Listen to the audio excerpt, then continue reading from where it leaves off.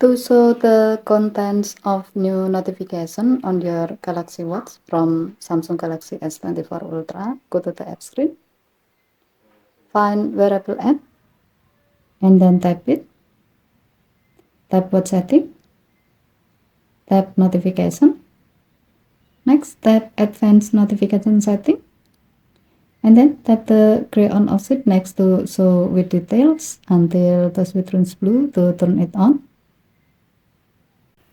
When this option is on,